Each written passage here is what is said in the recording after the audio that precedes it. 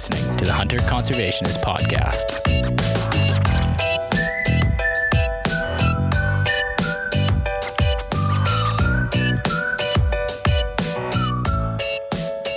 One of the parts of our mission, and I think the broader mission of Blood Origins and the Origins Foundation globally, is we're telling people stories. We're telling people in the global hunting community their stories.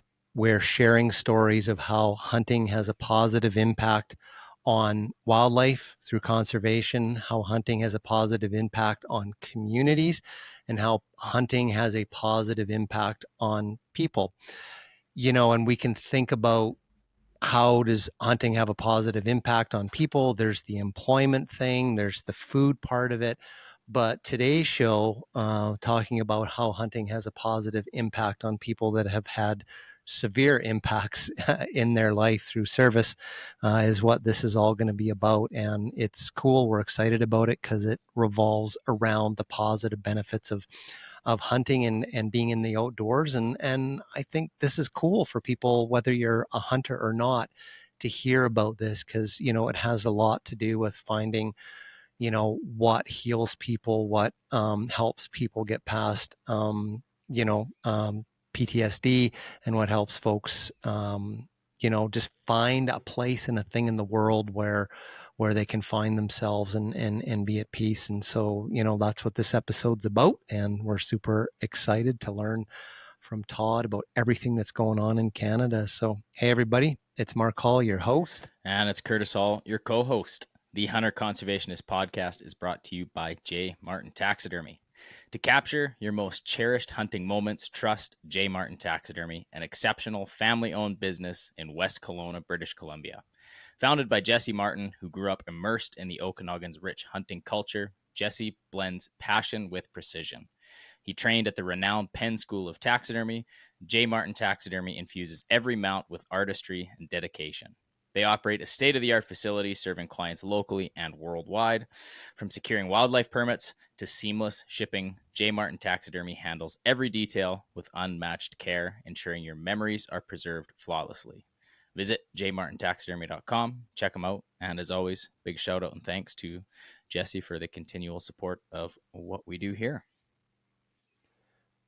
One of the things we kind of started doing a while ago after, Curtis, thanks Jesse and his business and everything, is we kind of have like a little taxidermy fact, just little things here and there. So here's one I got for today, which is kind of interesting. Right before the show, we were talking about your family history, and you were saying like, oh, when my family first came to Pennsylvania in 1711, it's like that's actually predates the story that I have. So your family story might kind of trump this one, but this is taxidermist related. So in 1798, there was a captain, an admiral of the Royal Army, or the Royal Navy, sorry, whose exploration missions were mostly in Australia and Tasmania. And so he was made the governor. You know how the British did that with their admirals in the Royal Navy. He was made the governor of New South Wales in Australia. And part of these expeditions, he eventually, so his name was Captain John Hunter, 1798. So he eventually kind of left that and the exploration expeditions, and then ended up on the West Coast or the East Coast of the United States in the American Revolution and kind of like all that sort of stuff. But before that, when he was on these explorations with the Royal Navy, of course, and I've talked about this before, they collect samples from all of these places, and they had taxidermists on board, naturalists, plant presses, birds, animals, and then this stuff was being curated on the ships and then shipped back to England. So here's the story.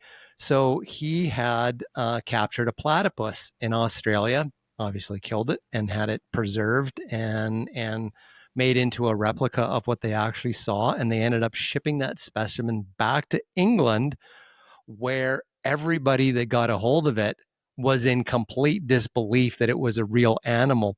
So they actually, and he had a sketch of it and everything that went along with it, and they thought they had pulled a fast one, so they actually tore this thing apart, this mounted platypus, when they got it back in England, and they were convinced that they had sewn a duck bill onto a beaver's body, obviously, Yeah. and then it wasn't real. So the first official, the new world, or well, the old world, I guess, learning about the platypus, they thought it was a hoax, and they ripped apart the taxidermy work that had been done. So way to go, early taxidermists, how to advance science. Oh, I love those old facts. I had my old column when I was in military college. It was called Cliff's Corners. So if you ever remember Cheers, so Cliff Clavin Oh had all yeah, the Cliff. that was Cliff me Clavin. back in my younger years, that I always had the unusual facts. So I had my own column in the college paper. So I love these Okay. old stories. So No, well, that's pretty cool. Maybe you'll be able to throw a few of them out here during the show. So, Todd, welcome to the podcast. thanks for having me, guys. I really enjoyed it. And yeah, I've been listening to your podcast recently, and yeah, some great stuff. And man, some of the stuff that's been going on in the hunting world, yeah, lots to talk about. So Absolutely, and lots to talk about here. So, Todd Heise, you are the CEO of an Alberta-based organization, a nonprofit called the Veteran Hunters of Canada, or Veteran Hunters Canada. Is that a true statement? that's true. Yeah, we do, in simple terms, we operate by the Veteran Hunters, but yeah, we're a incorporated nonprofit here in Alberta, called the Veteran Hunters Canada Limited is our official name, but we go by the Veteran Hunters, and actually we've actually trademarked our logo. And yeah, Which it's an organization right here in your Yeah, shirt. yeah, There right we here go. on my Show shirt. So everybody. yeah, Cool. so yeah, my wife and I started the Veteran Hunters in 2018, and that was 6 years previously. I'd gone through my trauma treatment for my post-traumatic stress, and yeah, and here we are, almost 6 years, 6 seasons later now, a guest on your podcast. So Oh, wow, cool. So, well, let's go back to this. sure. If you're okay to share it, what took you from dealing with your own impacts of being in service to saying, I need to create something to help my fellow service members, and how did hunting become part of that? Yeah, no, it's great. And we always talk about, everyone goes through their post-traumatic stress journey, and basically how we got to 2018 is part of my own journey. And I'll go back a little bit in time, and we'll reflect on that. It's kind of like, seems like a theme for starting the show, going back in time and reflecting on Back to your family in learnings from the past. 1711. Yeah, and it's totally. So I served for 22 years in the Canadian Army. Actually, grew up in Fort McMurray, Alberta. Spent almost my entire adult life in Alberta. Very fortunate to have done that. My dad spent 32 years in the oil sands, and always had this passion that I wanted to join the military. And I had, growing up, I had been led to believe that I was the only person in my family that had a desire or a passion to serve. And decades later, I'm doing some research for a trip with my sons to Vimy for the 100th, and I find out, well, actually, we have a lengthy service history in our family going back to the American Revolution. And in fact, Heises have fought in almost every major conflict that Canada's been a part of, and in some cases, the Americans have been a part of, because we have American cousins because of our family history. So yeah, so I joined the military when I was 19. Served for a total of 22 years. And I had what's called, in the military, we call it broken service. So I served for a period of 10 years, got out for 5, and then actually got back in as Canada was going into Afghanistan, and then served again for another 5 years full time. And then the rest of the time was in the reserves. So for a total of 22 years of service. And in 1999, unbeknownst to me, during my Kosovo tour, is when I actually got my post-traumatic stress. And that was largely, the contributing factors to that were, we were severely understaffed. The government restricted the number of servicemen and women we could actually deploy with overseas, which meant guys like me worked 19-hour days for like 6 months. And the 5 hours that we did get to sleep were not consecutive. And actually, I personally had 7 different roles while I was on deployment. And some of them were very cool, and some of them were very, very stressful. And yeah, and so you come home, you don't know you have post-traumatic stress, and it just kind of goes on for a couple more years. And then I decided to leave the military. And the military, unbeknownst to me, the military medical system actually in 2001 had diagnosed me with post-traumatic stress, but didn't think it was necessarily to treat me. So they just let me go back into the civilian world. And they actually hid it from me. They actually took black magic markers and redacted out my medical records.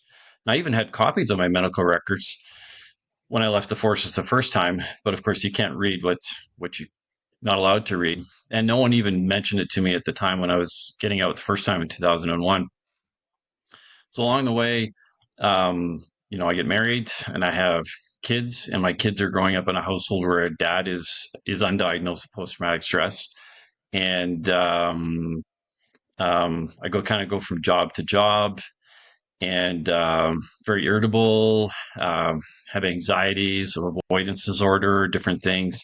And then we go into Afghanistan in 2006, and I'm seeing some former soldiers of mine that I'd led years previously are dying in Afghanistan, and I'm like, no, I have to be there. I have to do something. So got back into the military, and then served for another 5 years. And in that period of time, the military medical system had changed somewhat, I guess somewhat for the better for me, in that as part of some of the pre-deployment screening and that kind of stuff, they started figuring out, hey, I think you have, and some of my peers were saying, I think you might have post-traumatic stress. And I'm like, first off, like, what is that? Like, they're like, well, that's what's causing all your irritability, and there's no way you can deploy overseas if you have that. And kind of long story short, they basically simultaneously released me from the military, but got me into starting kind of into treatment for my post-traumatic stress in Calgary. Started a job with a civilian oil and gas company in Calgary at the same time, and slowly started my kind of down the 6 years of trauma treatment, which had some hiccups along the way. I'd started about a year into my trauma treatment. I got laid off from my oil and gas job, and was really hard to find new employment. And that's one of the things that I find is really kind of I guess I would say embarrassing as a nation when you don't value what soldiers and officers in the Canadian military can bring to your business and your corporation. Like, I was 28 years old managing the day-to-day operations of a 600-man battle group overseas. That's a vice president in most oil and gas companies. And so that's what our country actually creates. We create 28-year-old vice presidents that can manage. I remember one time I was managing an incident. I'm talking. So basically, if you imagine, any of the TV shows, you imagine 911 dispatchers. Well, I'm the guy behind the 911 dispatchers, and they're taking the calls. And sometimes I would have to intervene, but I'm also directing all the emergency management for that scene. So I'm getting on the radio and I'm calling, different organizations to come and help an Army unit in the field, or we had in cases, a civilian got blown up in a minefield, or so I'm coordinating the emergency response for that from our military standpoint. And then I'm talking on the telephone to the British Army or to the US Army or that kind of stuff, right? So, so that's 28 years old. You're doing that kind of stuff, and it's like normal. Anyhow, so so then I was basically unemployed, but going through treatment. And one of the barriers to continuing your treatment is you're trying to find work at the same time. And so one of the things I was able to get into was a program that had been brand new at the time, kind of in 2014, where it was called an income replacement benefit, where the Veterans Affairs Canada basically would pay me 75% of my military wage while I went through treatment as part of of a way to sustain yourself so that you can get the trauma treatment that you need. The other thing too is I'd started kind of a dialogue, which then kind of became a bit of a battle, because when politicians have to get involved and start making inquiries on your behalf, is that we were trying to, everybody that I was seeing as part of my trauma treatment starting in 2014 said this was linked back to likely Kosovo and what you did in Kosovo in 99. And we were trying to find any kind of proof in my medical records that there was that was the case. And it's interesting. God has a funny way of making things happen. And I remember I would always listen to Danielle Smith when she was doing her radio show. And I happened to call in that one day. She had the new Minister for Veterans Affairs, Kent Hare, was a guest on her show. And I call in, her producer's talking to me, and he's like, "I'm putting you right on air, like right now with your story." And I'm in tears because I need help. I'm trying to push this mountain of a bureaucracy that's Department of National Defense and Veterans Affairs, and he's got no choice, but he just says, "Hey, we're going to go off air, and I'm going to give you my executive assistant's number." And he says, "We're going to get to the bottom of this." And sure enough, they followed through. They did, and a great news story. He was able to pull together some meetings with my MP, Blake Richards, who's now the Shadow Minister for Veterans Affairs for the Conservatives. I've done a lot of work with Blake over the years, and some of the generals in Ottawa, and they basically unredacted my medical records, and they went, "Oh my, we hurt this guy back in 99 and haven't done anything," right? So immediately it was just like the floodgates just opened up, and it was a lot of positive stuff just started happening. Backdated medical release to 2001. So I started getting my medical pension. Some other benefits started kicking in. And then just a whole bunch of really positive things started happening for me and my family. Unfortunately, it had been almost 13 years that I'd gone through this, undiagnosed, untreated, etc. And, but you know what? Everything happens for a reason. And, I've gone through some of my physical injuries that were undocumented as well. I've had to go through multiple levels of appeals with Veterans Affairs and then to hearings. And really that whole journey from kind of the 2014 up until when we started the Veteran Hunters in 2018 really was equipping me and my wife, Patricia, for the mission that we have today to help veterans and first responders with post-traumatic stress through the Veteran Hunters. And so that's a little bit of the story. So, to me that sounds like a huge part of this story. That's the foundation of the pyramid. Wow. Now, take us to the point where it was kind of like the epiphany moment, like it, ta-da. Yeah. Like this so this is be around a right, hunting thing. So this is where the hunting piece just comes in, and it's absolutely amazing. So while I was going through the trauma treatment, because a lot of us in the military hunt as when we're kids. Especially, I was an infantry officer by trade, so it's funny. You go to recruiting, they're like, "Hey, you like to hunt? We'll put you in the infantry. You like sleeping outdoors? That kind of stuff." Anyhow, that's usually one of the recruiters. Yeah, they don't tell you the side. Hey, you may be actually, you're going to be trained to kill somebody, so you got to be okay with that. Anyhow, I'd gotten back into hunting. In fact, into bow hunting because of where I live near the Calgary area. We have a really long archery season, which actually is great because it keeps. No offense to rifle hunters, but it keeps a lot of guys out of the bush. And so you get to spend a lot of time, peace and quiet and working on your stalking and that kind of stuff for animals. So I get into archery and bow hunting, and I started finding how therapeutic it was because for a couple of reasons. One, when you're an infantry officer like me and you're kind of at the pointy end of the spear and you have your military career cut short, you're like, well, who am I now, right? And it should be enough for me to say I'm a father and I'm a husband. That should be enough. But unfortunately, I'm a guy, alpha male, and so we have to have some kind of identity. Even inside the military, we pick at each other based on what your trades are, and kind of have our own little little pecking order. And so I found when I was putting a stock on, say, an elk on public land, and I'm using all of the skill set, all of my senses to try and close with an animal that is far smarter than any human I could ever possibly try to do this on. First off, elk don't light up a cigarette while they're walking through the bush, type of stuff, right?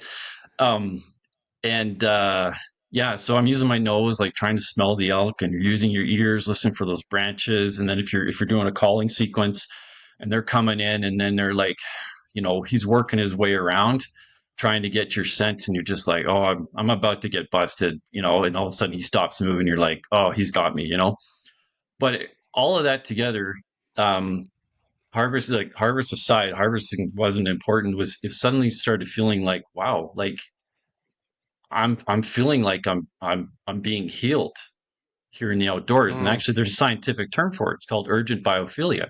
We've been fortunate. We've had Conservation Magazine has had some doctors look at what we're doing and have actually put a scientific term to what we're doing and saying, yes, this is legit therapy that the veteran hunters is doing. And so that was basically the aha moment, was like, wow, there's something to this outdoor setting and bow hunting or hunting that is making me feel whole again. So that was one piece. The other piece was, I was going through talk therapy. I had a wife. Patricia's been outstanding. She stood by me for all those years and supported us as a family. I had my church, my parents, and then just working out and just being physically. So basically it was all of those different aspects. So it was a holistic set of therapy. That also allowed me to go out and hunt and then get that therapy. So it was kind of like this reciprocal. As long as I kept doing all of these things, I kept getting a benefit, and it just kept going round and round and round. And then in 2016, so you see some of the African animals behind me. Those are two that I've taken with bow, spot and stock. I like to do it hard, spot and stock on everything with bow. And had been an outfitter in Africa, Rob Birch with Royal Cruise Safaris. He's become a great family friend, and we were actually his first Canadian clients. And we took the entire family, and he's like, "What's your budget?" And I'm like, "This is my dollar." He's like, "Okay, you're bringing the whole family." He's like, "Yeah, want to hunt for the whole family." So we hunted for 10 days, and then he gave us his PH for like the next couple of weeks, and it drove us all over South Africa. So my kids have swam in both oceans in the same day. Saw penguins. We've rode elephants. We fed an orphaned rhino. My kids got bottle feed him. I've held cheetahs and lion cubs, and I've encountered grizzly bears, especially grizzly sows in the bush. And I have respect for them, but when you hear an alpha male lion in the tall grass purring, and you feel the vibration, that's terrifying, because you will not know when he's coming, because they'll just burst with speed. But so that going to Africa was another one of those aha moments. It's like, I'm here. I'm getting up early in the morning, and I had this joke. We're out one morning. Crack of early morning. We're all in the Jeep heading out on the hunt. And I said, man, this is just like being in the Army. And my PH is like, why do you say that? I said, well, it's a bunch of guys in a truck in the dark with guns, early morning. So I said, it's just like being in the Army. It's like, and we kind of chuckled. And really that was being in South Africa, being on that hunt with my family for me, it was the beginning of a new era that I could start some healing with my children and create some good new memories for them. And it revolved around hunting. And my kids all harvested. In fact, my daughter harvested a diker that's ranked like 44th in the world there. And my buddy's like, stop having your kids shoot big trophy animals here. And my son's we got to get measured still from our second trip, but he's probably going to have a top 100 blessed buck. And And I still haven't had that eland measured and stuff like that. But it was just creating new memories for me and my kids, and memories that they're going to have forever. And back to the taxidermy thing, really is that we had the taxidermy done, so that we have positive memories around here, and so we can sit in this room and we can talk about those stories, and they're all positive stories, and it's all positive stories around hunting, and they're all about how a family healed together and created new memories, like in Africa around hunting. And for me, the taxidermy piece is really important for me. Prior to the final arrow going into each of these, the eland and the Nyala, my sons took photos. So I get the taxidermist to literally pose them the last moment that they, as the arrow got to them, so I can show the ultimate respect to that animal. So their ears turned the right way, and it's funny, the Nyala heard me pull back on my bow, so his ears like torqued a certain way because he could hear the cams rolling back. And yeah, like, talk about smart animals. And so that was another one of those aha moments. And then the next one, the last one, so the three, was in December of 2018, or just prior to December of 2018. They determined that they couldn't return me back to civilian workplace. It's interesting. They paid for me to do a master's degree, which was like bonus. But yeah, they're like, no, we can't return you to the civilian world. But you know what? You're young enough. Why don't you volunteer and do something? And so Patricia suggested, she's like, why don't you go volunteer your time with a hunting organization that helps veterans? And I looked across Canada, and I could not find any organization that was offering something for veterans and then first responders around the outdoors and hunting in particular. And so we created the Veteran Hunters. And the name is a dual meaning. We're literally, yes, we take veterans out hunting, but really the real meaning of it is we're hunting for veterans to get them out of their basements and connected with their brothers and sisters and get them outdoors and start building a family and a peer support network for them. Cool. Wow, that's amazing. What an amazing journey. So describe the program, what you have today, what you have built, what do you offer, where and when? And yeah, no, it's great. So over the 6 seasons that we've been doing this, the programs have kind of evolved. The program that we started with initially was called the Hunting for Heroes program, and it was basically custom tailored hunts for veterans. And then we added first responders, and that was a natural fit because I have friends who are veterans who are first responders, and in some cases, like when I was actually looking at becoming an Edmonton police officer. And I'd gone through my interviews and stuff, and I was waiting for my class. It was back in the day where you could wait for a year to start your training, and I got a job in oil and gas, that kind of stuff.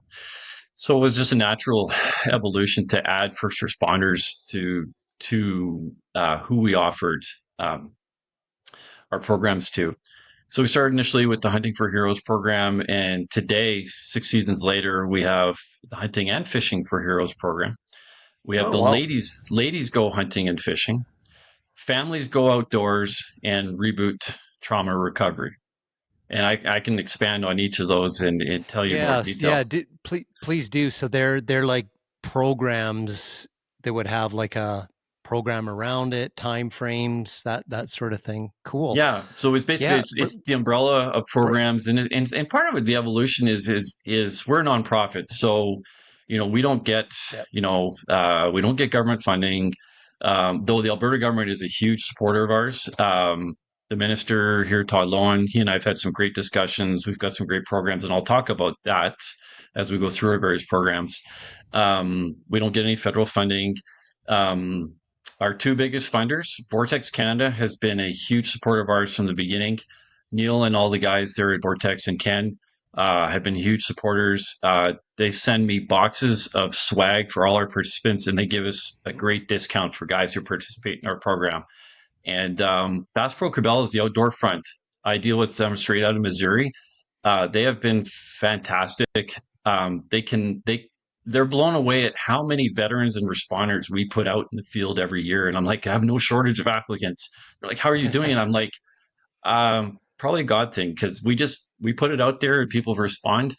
And a couple of years ago, they're like, hey, could you use a Tracker 800, like SXE, like fully loaded? I'm like, yeah, totally. And yeah, so they said, yeah, go pick it up in Balzac. It's ready for you. And I was like, wow, that's awesome.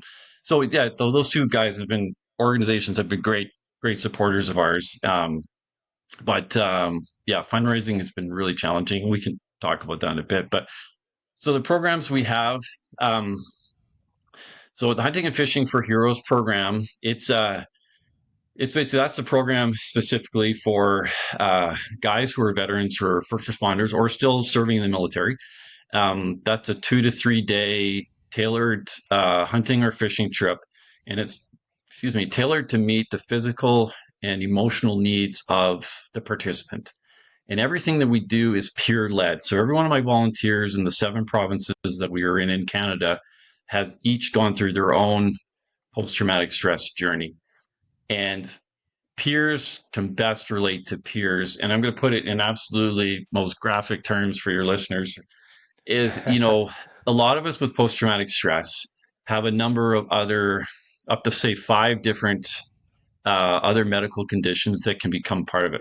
And irritable bowel is one of them. Anxiety is another, and those two are kind of go hand in hand.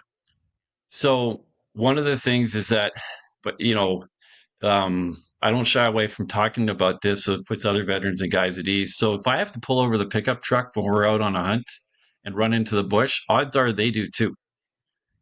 Gotcha. And so if we were to send guys to an outfitter, the outfitter doesn't understand those minutia needs that a veteran might have, or some of the anxiety around, we talk about in the morning, like, we don't stress about getting right there at like the crack of dawn to see if the elk are in the field. The elk are just going to be in the field probably throughout the day. So if the guy needs an extra few minutes to get ready or have another cup of coffee, or he's just enjoying the conversation that we're having, because I host guys in my home like a hunting lodge, that's okay. And so that's part of the whole peer-led piece where we understand what the guy or gal that we're hunting with or fishing with, needs. In some cases, we understand what they need better than what they know they need. And I've had experiences where, I've been in an elk herd, bugling behind big bales, and I've got a bow hunter with me, a veteran, and I'm bugling, and there's 3 bulls walking around and cows. And the bulls, I'm bugling, cutting them off. They think that they see each other. They're getting all mad, and there's snot flying everywhere, and they're getting all excited. And I'm trying to motion to the guy next to me, like, hey man, like I'm showing him fingers, like ranges and that kind of stuff, right? And I think, knock an arrow, blah, blah, blah. And he doesn't. And then I realized, you know what? This is the therapy that he needed. It wasn't to harvest the elk. It was to be immersed in this herd and experience everything. And we hunt a really unique herd of about 600 over 2 ranches in my area. And that herd, and I'm going to talk a lot about elk because I'm an elk guy out here for our organization too. I've helped people harvest like 20 elk. I haven't harvested my own yet. But it's probably more fun to others harvest than it is to try and do it yourself.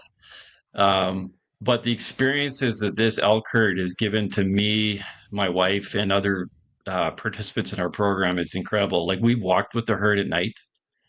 I have watched the herd. I've stood in a field and watched the herd completely lined up, like literally staring at me. I've had spiker bulls walk up to me like they're my pet dog, wanting a dog treat. Yeah, it's just incredible. The experiences that we've had. It's almost like they recognize who I am or who we are and accept us for being there, within reason. And and so really that's the Hunting and Fishing for Heroes program. We added the fishing program just this year. Fortunate, I've got a veteran, Eric, out of Cold Lake, and he's more than happy to start taking veterans out fishing for lake trout and stuff like that. So he's got a couple fishing trips lined up. actually next weekend and then into July. So Cool. Wow. the next program I have is Ladies Go Hunting and Fishing. That program is new for this year. My wife and I spent the last 2 years mentoring a lady by the name of Jen. Jen's been a very successful hunter. It's funny, I coached hockey, and I actually enjoyed coaching ladies hockey because they'll actually listen to you. They want to get better while they're on the bench. They want an instant. They come back off a shift. They want to know, what could I do better, coach? What could, blah, blah, blah. And Jen was no different. When I was teaching her about elk hunting, I'd be in a field and I'd be like, yeah. I said, if you're in this field at 3:30, I said, you're going to shoot an elk. And she calls me at 4:30 and she's like, I bagged one. And I'm like, awesome, and so so she's harvested like 4 elk in the last like 2 years, and then has helped me with some of the elk hunts that I offer in partnership with the Alberta government. And so we said, hey, would you be interested in leading and mentoring other ladies through a ladies program, which we call Ladies Go Hunting and Fishing? And she was completely on board with that. And so we call her our veteran huntress. And she was just in BC on the island doing a coastal BC hunt with 2 other ladies. And our Ladies Go Hunting and Fishing is not just for ladies who are veterans or first responders, but if you're a spouse of a veteran or first responder, like, come on out, because there's no trauma treatment offered for the spouses. They go through it as much as we do, and in fact, in some cases, sometimes worse, because we don't know what we're doing to them while we're going through our treatment. And so that's one of the things we've said for our criteria is if you're a spouse of a veteran or a first responder, please connect with us and do the Ladies Go Hunting and Fishing. And then to round it off, Families Go Outdoors. So that's opportunities for veterans, military, and first responders to reconnect as a family through a variety of outdoor programs, as well as an opportunity for them to introduce their children to hunting, fishing, and shooting sports. No. And so we did, my guys in New Brunswick did a family ice fishing day. We had 17 veterans and their families out for that. And then we're doing a family range day and barbecue. Jen's going to host that for us at her farm. And we've already got a sponsor for that barbecue. And we're going to get, guys and gals and their kids out there. And yeah. And then Wow. Our last peer-led program, and this is one that my wife, Patricia, and I do, it's called Reboot Trauma Recovery. It's actually a 12-week peer-led, faith-based trauma recovery program for veterans, military, and first responders and their spouses. And it's originated out of the United States. We were the first to offer it in Western Canada. And we've done 2 serials for first responders. And it's incredible to see over a 12-week period the transformation people. The Reboot Trauma Recovery program is about healing the soul. Whereas all the psychotherapy that we do is talking about healing the brain and trying to rewire the brain. Whereas Reboot, it works on healing the soul from trauma.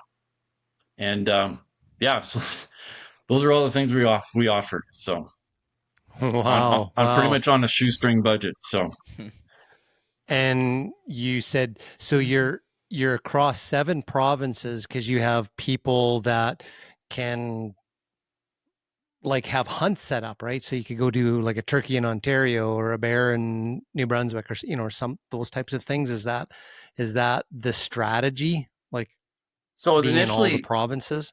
Yeah, and so each of the provinces, we started out, in Alberta, and Alberta is still our biggest province, and it's where I have pretty much the most volunteers. We still would like more volunteers because there's parts of Alberta there, especially southern Alberta, Medicine Hat, Lethbridge area. We don't have coverage down there, but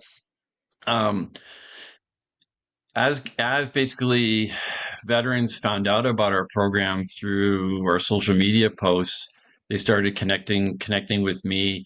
Getting to know me on a personal level, and in some cases I was able to go hunt with them, and then they said, yeah, I really like to do this. And in other cases it's basically, Canadian military is not a very big military. So it's like, okay, if a guy's interested in volunteering with this, it's like, okay, who do you know that I know, blah, blah, blah. And that's how basically I started getting, Ryan in Newfoundland and Chris in Nova Scotia and Sean and Dan and Brody in New Brunswick. I'm going to get myself in trouble here because I'm going to forget somebody's name as I go across the country. I got, Chris in Manitoba. There's myself, Jen, Daryl, Eric, and John in Alberta. And then I've got on the island, I've got Aaron and Ray. And then we've got Logan, who's just onboarding with us right now in Prince George. And and really, cool. We in a perfect world, we pick we call them hunter hosts, and we got that term actually right out of the Wildlife Act in Alberta because we're not an outfitter.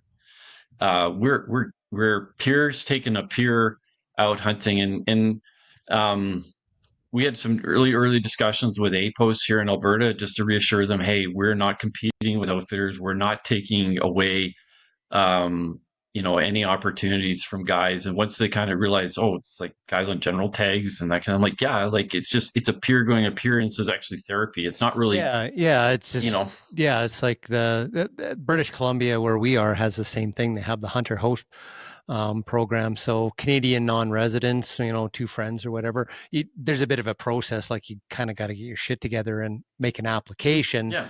With their hunter number and proof that they've taken a course and, and all that kind of stuff, like in advance. But yeah, I think that is pretty ubiquitous across the country, that just friends taking out friends that are Canadians. And so,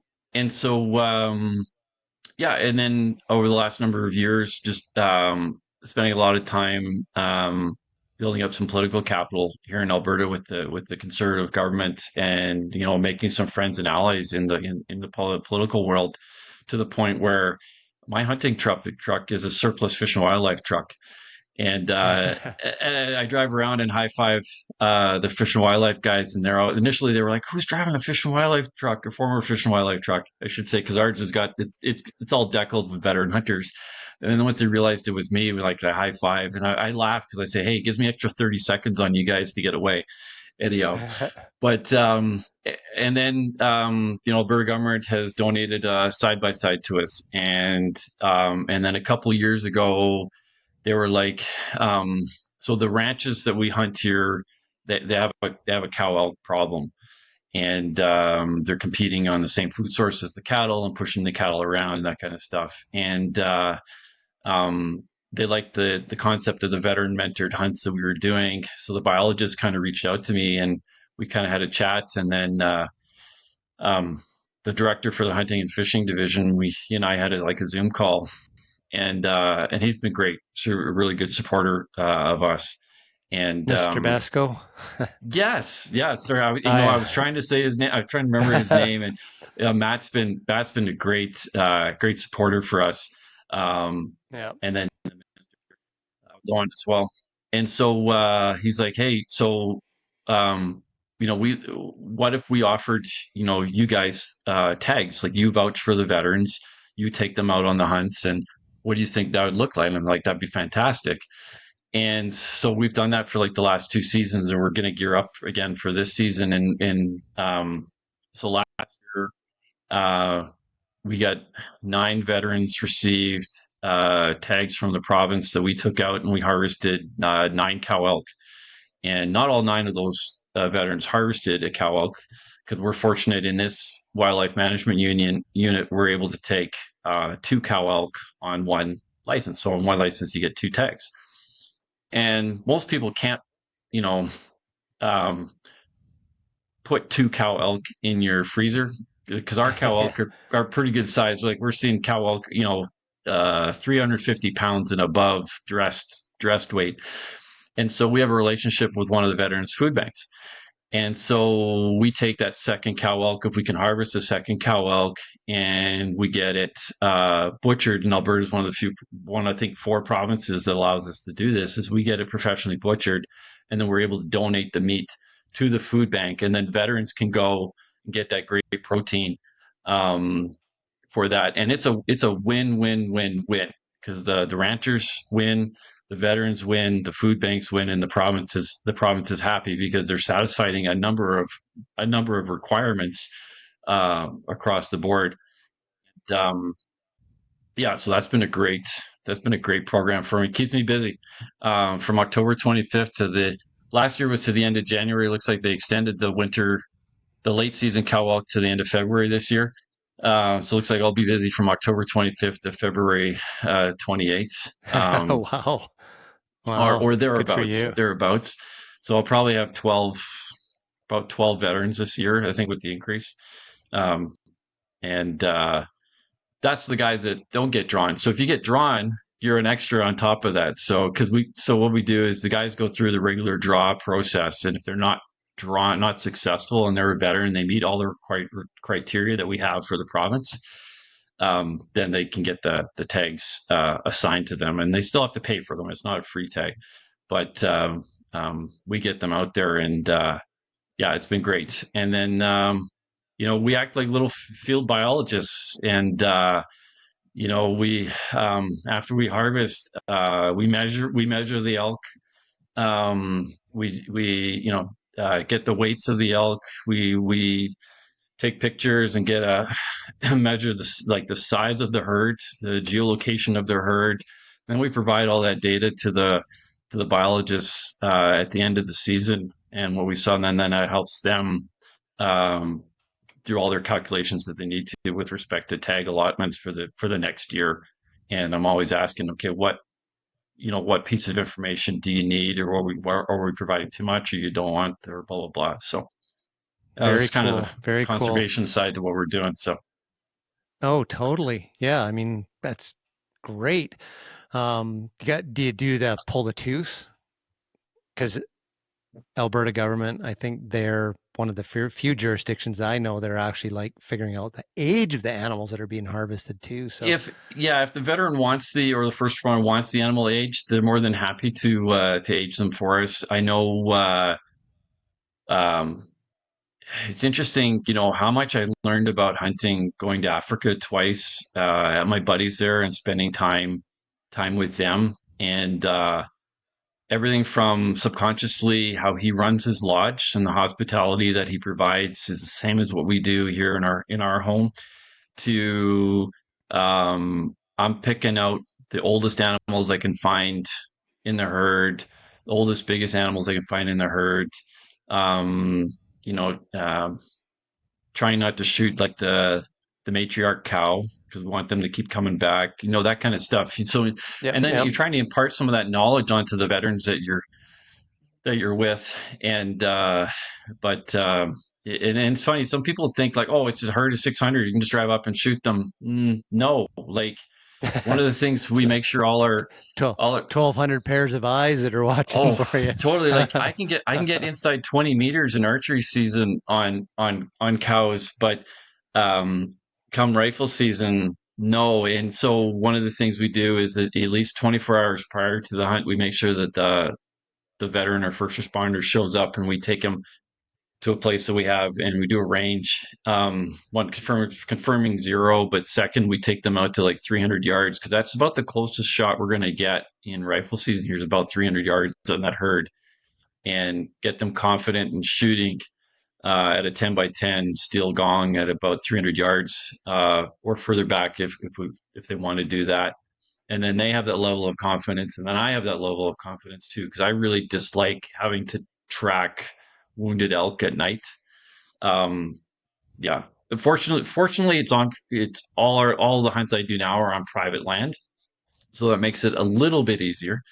Because usually, once I know where they're going, I have a pretty good idea where they're gonna be come first light. So yeah, cool. Wow. And now I think I saw this on some information or that you sent me or off the website. You have had 400 veterans and first responders through your program now? Yeah, over 400. We're actually year to date, we're sitting at probably 35 this year. So like 435-ish.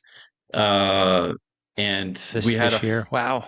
we had last year we had the highest number of applicants. We had 105 applicants last year. We were able to put 70 in the field for the last 2 years. Unfortunately, I've had to we've not been able to provide opportunities for a number of veterans or first responders because I just don't have the capacity or the volunteers to do it. The other thing too is we're not for profit and it's all volunteer, but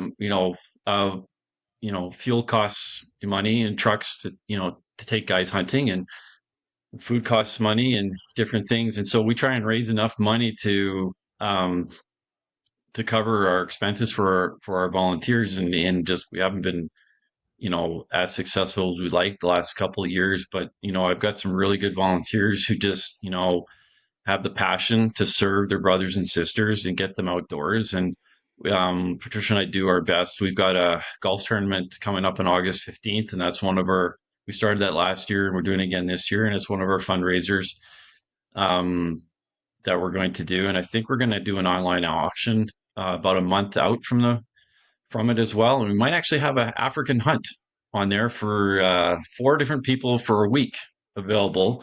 It's a great hunt. It's a great opportunity. And I was able to meet the guys with Sabudan at SCI. And that hunt, whatever we can sell it for, is 100% back to us as an organization. Yeah.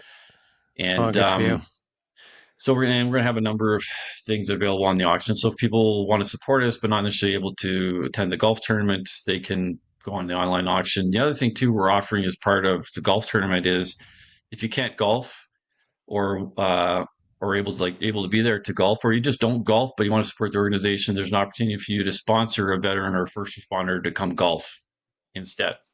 Okay.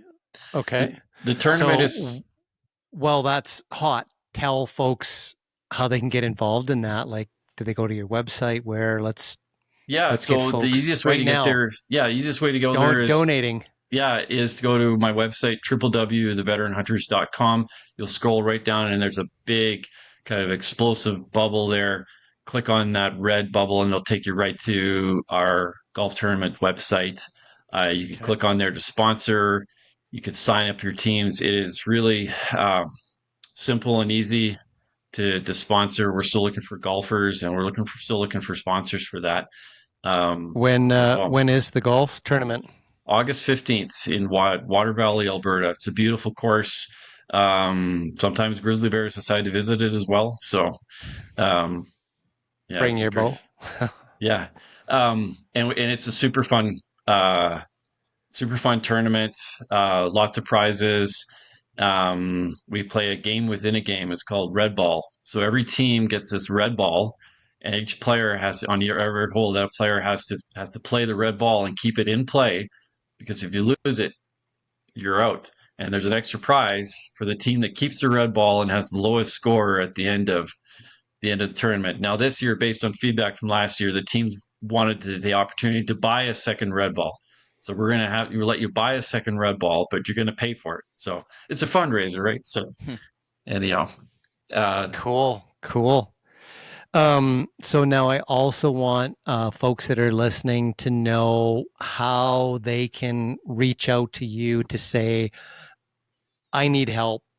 A spouse needs help. Our family needs something like this. Where's your intake? How do people find you to start that conversation? Sure. Going to the website is one of the best ways. www.theveteranhunters.com. There's a lot of information there about the organization. You can also email us at info@theveteranhunters.com. One of the things that we did this year is, because we're going on our 6th season and we've had so many applicants, we've kind of established is we went to a membership system this year just to help us fundraise. So if you buy a membership for $60, and you don't have to be a veteran or first responder to become a member as well. If you're a civilian out there who just wants to support the organization, for $60, and if you are a veteran or first responder, you pay your $60, and then that gives you access to being able to apply to all the opportunities that we put on our website. If you just want to have a look at what we're offering, you go to our calendar of events. If you were to go to our main page, scroll partway down, click on the button there, and it'll take you to our calendar, and we've got it listed by province, and you can see some of the opportunities that we're currently offering. Within the next couple of weeks, we're going to start posting our fall opportunities across the country. And yeah, and then your membership gets you a lot of stuff. One will get you, a Veteran Hunter sticker, get you signed up for our newsletter. One of the things, because we're politically involved both federally and provincially here in Alberta with both conservative parties. We're an advocate for veterans and first responders. Actually, we're the only hunting organization that can honestly advocate for veterans and first responders on hunting and fishing related matters. And I have the minister's ear.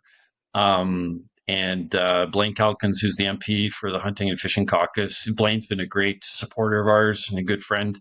And, he includes us, and, he's a great resource and has connected us with a number of other organizations across North America as well. Yeah, very cool. And then if you're a veteran or first responder who comes on a hunt with us, you're going to get a ton of stuff. We've got discounts that we can offer you, from Vortex to dog food to Stone Glacier. This year came up with a really big discount for us, thanks to them. Yeah, and then you're just going to get swag. Like I said, Vortex, my garage is full of Vortex t-shirts and hoodies and caps, and they're really great to work with. Because I said, hey, can you send me some themed caps based on the different hunts that we're having? And so if you do one of my elk hunts, you're going to get one of the coveted elk hats, and that changes every year. We get a different elk cap from Vortex. Right, and the only guys that get it are the guys or gals that come on our elk hunt. So that's pretty cool. Little trophy in itself there. So, and then I imagine go ahead. And then this year, all Army guys like challenge coins. So we brought up a special challenge coin. I don't know if you could see it. So it's the first one. Cool. Oh, cool. It's got a grizzly bear on there. It says Hunter. And if you harvest with the Veteran Hunters, you get one of these challenge coins. And we'll be changing this challenge coin each year. So when you harvest fishing or hunting, you'll get one of those challenge coins sent to you from us as well. Very cool. Wow. Very cool. Yeah, I mean, it's just a lot of stuff that I think goes right back to what you said, right? Like, you're building this family. So it's things like that become like special, like, because they show people care for each other, and it gives you an opportunity for communication, and people feel like they feel that love, like in the family, right? So that's yeah, I think to me anyways, what I'm seeing and hearing from you, it's kind of beyond, like swag and stuff. It's there's a special there's a special camaraderie in your group, and all that kind of stuff is just, I think, part of showing each other that you care, you understand them, and you're part of the big family. So that's pretty neat. Yeah, I just echo that. I've got a couple of my volunteers, and then every once in a while, they'll call me up and they'll ask me, "Hey, how are you doing?" Because they know I'm really busy doing all, like, this is just me and my wife doing pretty much all of the stuff that we talked about here. Like, she looks after all of our apparel, all our swag, all our Veteran Hunter swag, and then I look after all the operations side, and I do the grant writing, and I'm doing the politics stuff and all that. And so they'll call me up and say, "Hey, how are you doing? When's the last time you had your bow and out in your backyard?" And yeah, that's a good point, because you could end up going full circle to being like, oh my gosh, I got like 600 people in this program, and they're all over the country, and I got to make sure this works and this is in place, and I got to phone this person, and before you know it, your body might be feeling like, hey, this is deja vu, right? Like I don't know if it works that way, but it's like stress is stress to your body. And like, you might not be in Kosovo or Afghanistan, but your body might be like, why the heck is this guy up so early and thinking about all of these things? So that's pretty cool that you got people that can see that enough to reach out and call you.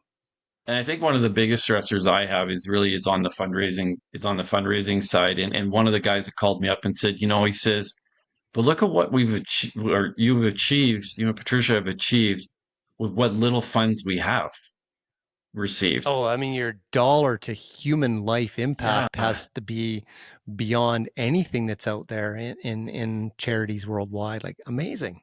People ask me, they're like, so what does it like an average hunt cost, blah, blah, blah. And I'm like, okay, we use it like as planning figure, about $750 to $1,000 tops for a 2 to 3 day hunt, and that varies based on the type of hunt. Blah blah blah.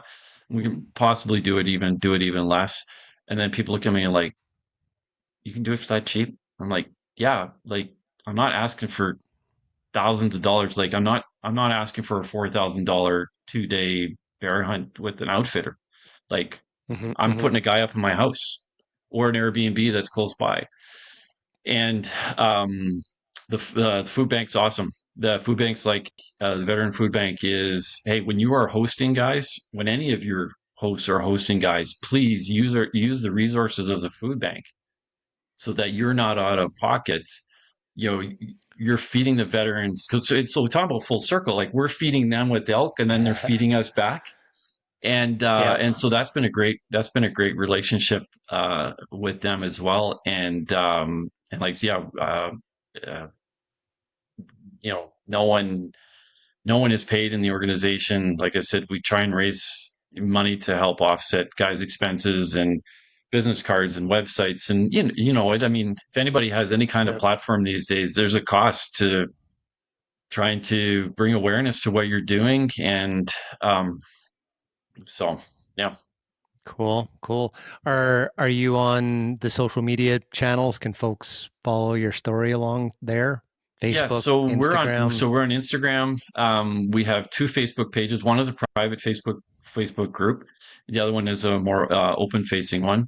The other thing too is we have a YouTube channel. So if you're really interested in what we're doing, so Sportsman's Channel Canada said, "Hey, we love what you're doing. Could you film your hunts and we'll put it up? If you get it professionally filmed and you produce it, can you get it put up?" So we had a veteran who had a cameraman who was a son. They were producing another show, so I self produced. We this was a lot of work. So I picked the hunters, planned the hunts, guided the hunts, then we filmed it, and then did like the voiceovers and like everything, and then got it up on Sportsman. And we did that for 2 seasons, and I think we did 6 episodes a year. And then when we were done in Sportsman was like, yeah, go throw it up on YouTube, like keep bringing about awareness. Now the best part about when we were on Sportsman was spouses would watch the show with their husbands, and then they'd email us saying, hey, how can I get my husband involved? And actually, we got some of our volunteers through those episodes on Sportsman's Oh, channel. So if you one of the things people can do is please, go to our YouTube channel, subscribe, like, and share it. Because if you want to see what the veteran hunters are doing, that's one of the best ways to do it, is just go watch some of those videos. We have some incredible footage. Like when I have on film two pronghorns fighting while I'm getting into position to shoot one of them. And like who has that footage out there? Like, it's just, we have just some incredible animal footage and animals just interacting in the field. And then we have interviews. So some of the veterans who were on those hunts share their stories. And cool. and so yeah, please check out our YouTube channel and subscribe, like, and share. No, okay. No, that's all good places where everybody can find you. So last two questions to bring us home here. Sure. So I would assume if somebody's listening to this and they're a veteran, they're a hunter, and they're hearing this going, hey, this is something I'd like to get into as the volunteer for you to help you grow and expand and take hunts out. Are you open to hearing from your veteran friends to say, I want to help you as a mentor hunter grows? Yeah, and we're not necessarily looking for expert hunters. we're looking for guys who have a level of compassion and empathy, and then want to serve. I mean, yeah, I've got some of my volunteers. They also work as hunting guides, so that's a bonus. Okay. And every province is different. Um, but Okay. Okay. one of the best ways to get in touch with me is to send me an email at info@theveteranhunters.com, and just tell me a little bit about yourself. And we have a process that will go through the onboarding. I've got Mm-hmm. one of my guys here in Alberta, John. John's got a great gift, and I usually get him to do kind of that first level interview and talk to the guy for about an hour to 2 hours, depending on how it goes, and sees where they're at. Um, One of the things is we're not equipped to take anybody who's acute with their post traumatic stress. That means you've just been newly diagnosed and you haven't been treated, or you haven't been treated at all. You know, we're what's called a maintenance program. So if you are in treatment or have been through treatment, we're a great program for you to get connected with, to connect with your brothers and sisters, and help basically continue to build that positive growth post post treatment.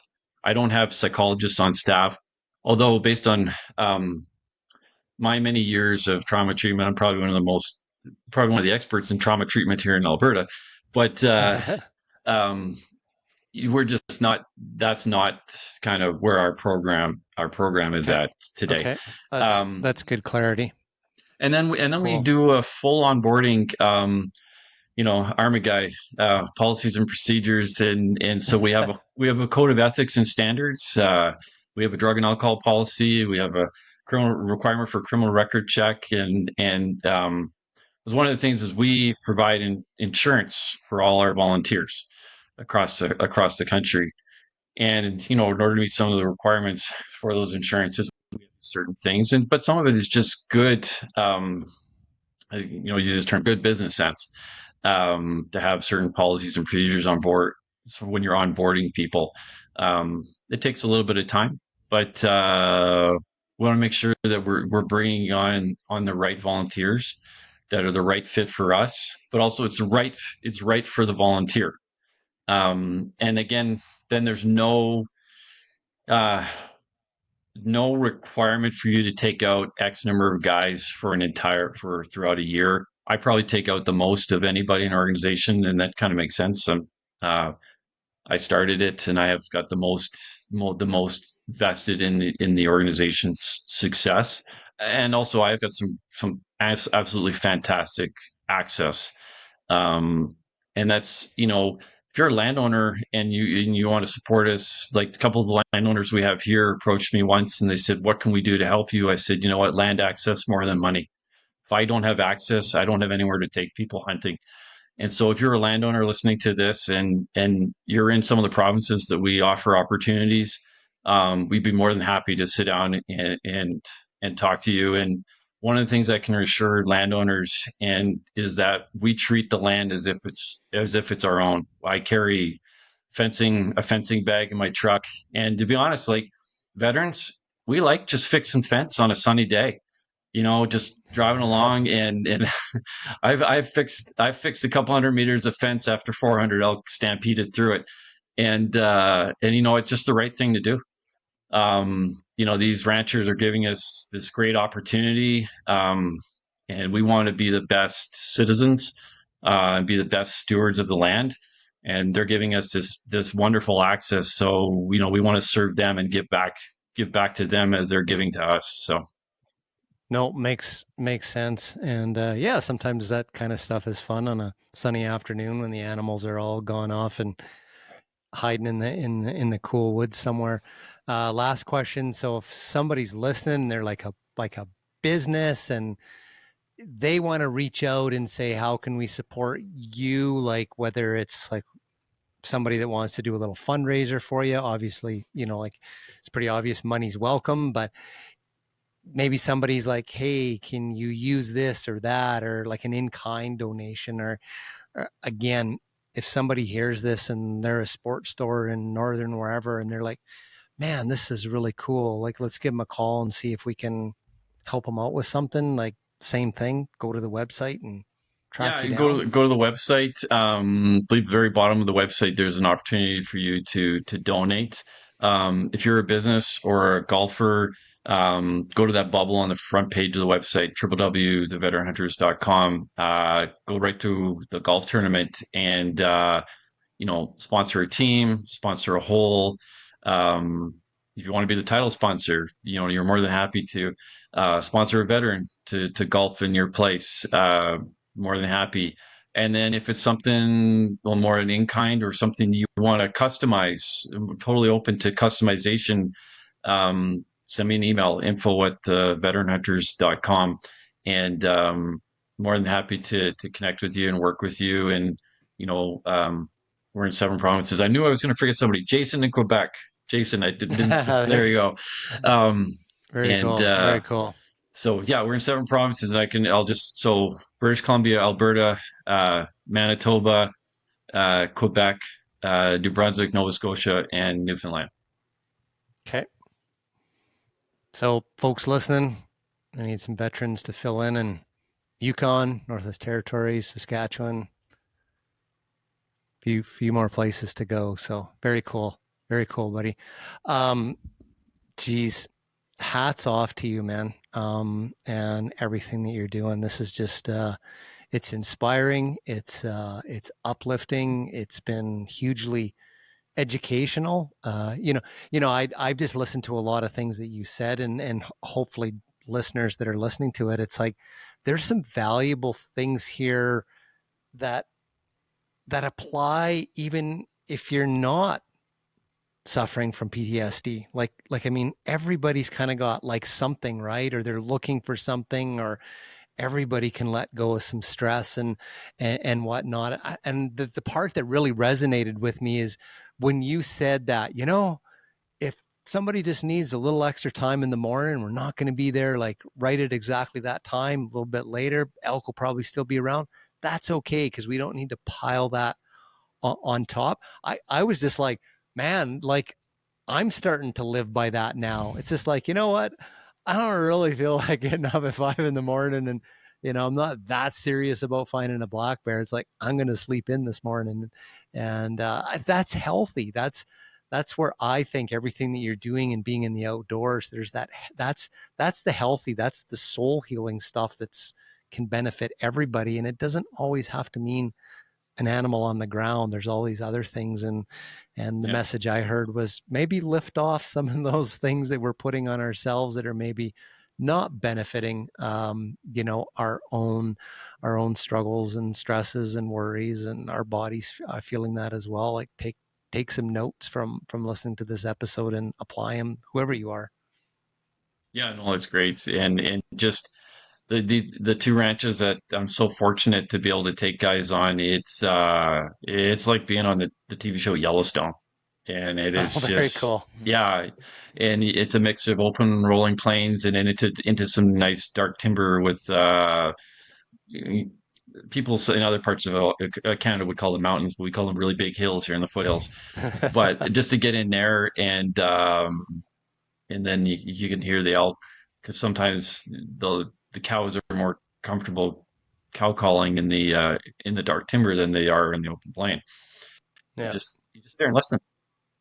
And Very it's cool. and it's all therapeutic. It is totally.